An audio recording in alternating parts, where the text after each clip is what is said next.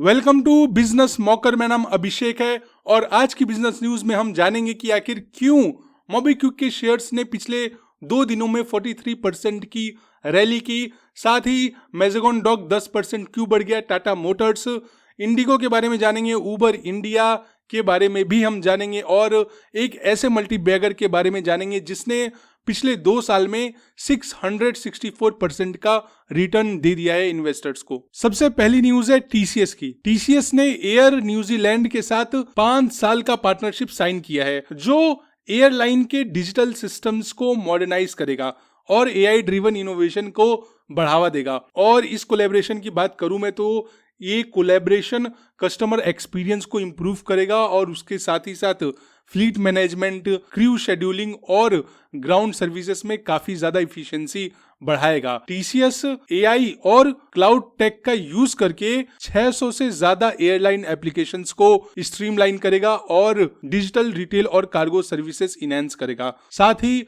Workforce upskilling programmes भी चलाए जाएंगे जो एआई, साइबर सिक्योरिटी और डिजिटल इंजीनियरिंग पर फोकस करेंगे। अगली न्यूज है टाटा मोटर्स की। टाटा मोटर्स ने 2000 करोड़ रुपए के फंड रेज को अप्रूवल दे दिया है जो कि नॉन कन्वर्टेबल डिबेंचर्स के जरिए प्राइवेट प्लेसमेंट से होगा। Tata Motors 2 lakh NCDs issue करेगी। एनसीडीज यानी कि वही नॉन कन्वर्टेबल डिबेंचर्स, उसको मैं शॉर्ट फॉर्म में एनसीडी कह रहा हूं, ठीक है। तो ये जो 2 लाख का एनसीडीज इशू होगा, इनकी फेस वैल्यू 1 लाख रुपए रखी जाएगी और इसका फिक्स्ड कूपन रेट है 7.65% पर एनम। और मैं एक चीज और बताऊंगी, ये जो अलॉटमेंट है एनसीडीज का, ये 27 मार्च 2025 को होगा और इसकी मैच्योरिटी डेट 2027 से 2028 के बीच रखी जाएगी। फिलहाल ये एनसीडीज एनईसी के होलसेल डेप्थ मार्केट पर लिस्ट किए जाएंगे। इसके अलावा मैं आपको टाटा मोटर्स के बारे में एक और न्यूज बताता हूं कि टाटा मोटर्स ने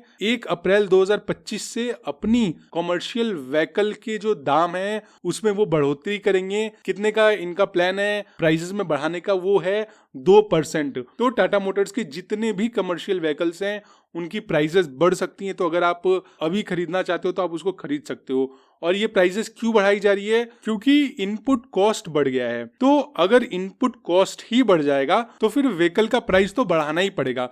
फॉर एग्जाम्पल कि अगर आपको जो रॉ मटेरियल था वो 100 रुपए का मिलता था पहले और आप अपनी गाड़ियां बेचते थे 110 रुपए में, अब जो रॉ मटेरियल है वही 110 रुपए का मिल रहा है, तो फिर आप गाड़ी 110 में कैसे बेच पाओगे?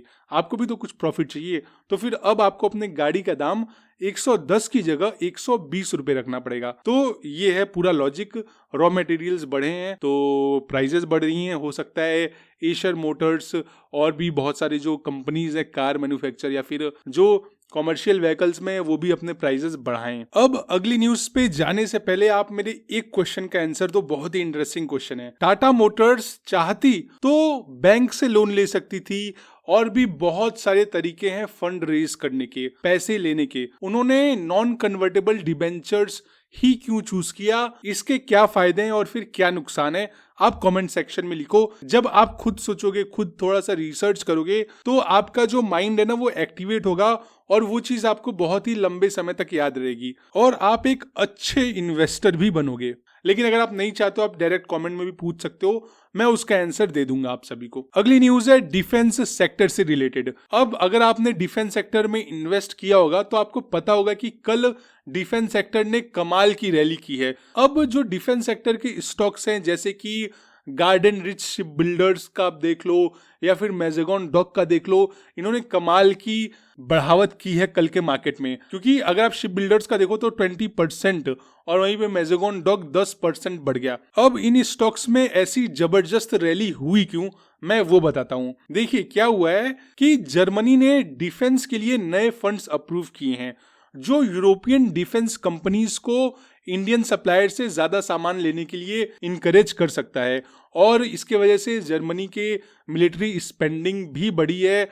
और अगर मिलिट्री स्पेंडिंग बढ़ेगी तो सीधी सी बात है डिफेंस कंपनीज से सामान परचेस किया जाएगा, आर्म्स एमुनिशंस परचेस किए जाएंगे। और ये जो नए फंड्स अप्रूव हुए हैं उसके वजह से आपको पता है इंडिया को भी बहुत ज्यादा फायदा होगा। क्यों? क्योंकि इंडिया के जो डिफेंस एक्सपोर्ट्स हैं वो ऑलरेडी 21,000 करोड़ रुपए तक पहुंच गए हैं। वैसे मेरा मानना है कि इंडिया 3-4 जगह बहुत बड़ा लीडर बनने वाला है। पहला आईटी, जिसमें शायद ऑलरेडी है, दूसरा फार्मास्यूटिकल्स, तीसरा मैन्युफैक्चरिंग, चौथा एआई और पांचवा डिफेंस सेक्टर। अगली न्यूज है मोबीक्विक की, और इस न्यूज में मैं आपको ये समझाऊंगा कि आखिर 2 दिन में मोबीक्विक के शेयर्स 43% क्यों भाग गए, जिसमें से कल 19% का जंप देखा गया। और ये अब मैं डायरेक्ट आपको बताता हूं बिना घुमा फिरा करके, ये जो तेजी है ना, ये आई है एंकर लॉक इन एक्सपायरी के बाद। अब ये क्या होता है मैं आपको भी समझाऊंगा, और इसके वजह से कैसे ये शेयर्स 43% भाग गया मैं वो भी समझाता हूं। लेकिन जो इसका डेट है, ये जो एंकर लॉक इन एक्सपायरी का डेट था वो था 17 मार्च, और 17 मार्च को ये एक्सपायरी खत्म हो गई थी। फिलहाल थोड़ा सा स्टॉक के बारे में मैं आपको बता देता हूँ, फिर मैं डिटेल में बताऊंगा कि ये एंकर एक्सपायरी की वजह से चीजें क्या हुई और कैसे हुई। बेसिकली जो स्टॉक का सपोर्ट है वो अभी 320 रुपए से 300 के आसपास है, और 365 रुपीज से 400 के ऊपर इसका ब्रेकआउट है, और तेजी हो सकती है इस प्राइस के ऊपर। अभी फिलहाल अगर मैं आपको बताऊं तो मोबीक्विक इंडिया का सबसे बड़ा डिजिटल वॉलेट है, जिसका पीपीआई मार्केट में 23% शेयर है, और अब तक 16.7 करोड़ रजिस्टर्ड यूजर हैं। अब ये पीपीआई क्या होता है मैं आपको वो भी बताता हूँ, आप घबराइए मत, मैं वहां तक लेकर के जाऊंगा आपको लॉक इन एक्सपायरी पीरियड तक। लेकिन जब आप ये चीज भी समझोगे तब आपको समझ में आएगा कि ऐसा सेंटीमेंट क्यों हो गया कि सिर्फ 2 दिन में ही 43% की तेजी देखी गई, जबकि पूरा का पूरा मार्केट रेड है, स्टॉक अच्छे परफॉर्म नहीं कर रहे हैं, उसके बावजूद मोबीक्विक 43% क्यों भाग गया। बेसिकली अभी मैं आपको पीपीआई समझा देता हूँ। पीपीआई का मतलब है कि प्रीपेड पेमेंट इंस्ट्रूमेंट।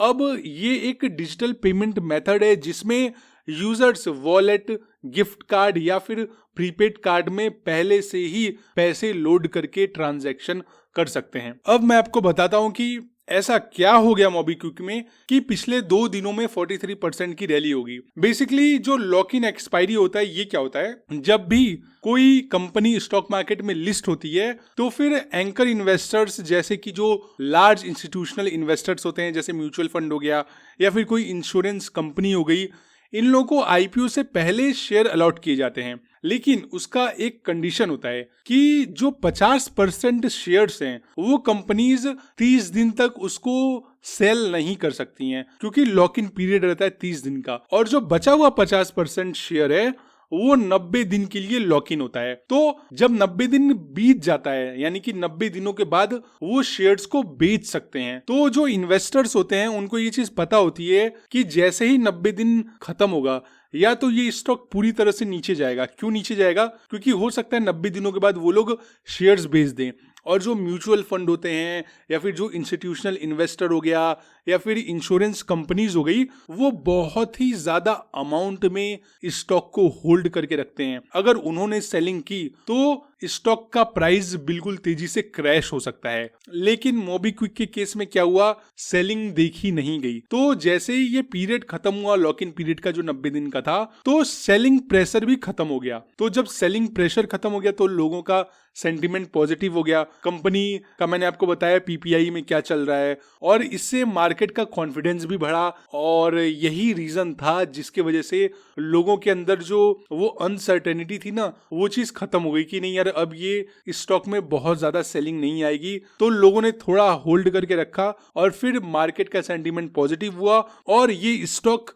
रैली कर गया। तो ये वैसे मेरा एजम्पशन है, या फिर आप ऐसा कह लो कि ये मेरा एनालिसिस है। मैं ये नहीं कहता कि ये बिल्कुल सही है या फिर गलत है, लेकिन ऐसा चांसेस बहुत ज्यादा है। इसी वजह से अचानक से 43% का रैली हुआ, क्योंकि मुझे और कोई भी न्यूज और कोई भी लॉजिक नहीं दिख रहा है इसके पीछे। मेरे सामने सिर्फ यही एक लॉजिक है जो मैंने आपके सामने ला करके रखा। और अगर आपको थोड़ी सी भी इंफॉर्मेशन मिली हो मेरे इस लॉजिक से या फिर इस बिजनेस न्यूज से, और आप अगर हमें सपोर्ट करना चाहते हो या फिर हमें अप्रिशिएट करना चाहते हो, तो वीडियो को लाइक कर दो। और अगर आप ऐसी ही नॉलेज हमेशा पाना चाहते हो, ऐसी ही बिजनेस न्यूज डेली चाहते हो, तो हमारे चैनल को सब्सक्राइब करके बेल आइकन पे भी जरूर हिट कीजिएगा। अगली न्यूज है इंडिगो की। इंडिगो के शेयर्स 4.2% तक चढ़ गए और ये जो रैली हुई है 4% की, वो क्यों हुआ है मैं आपको वो बताता हूँ। उसके पीछे का रीजन है इंडिगो के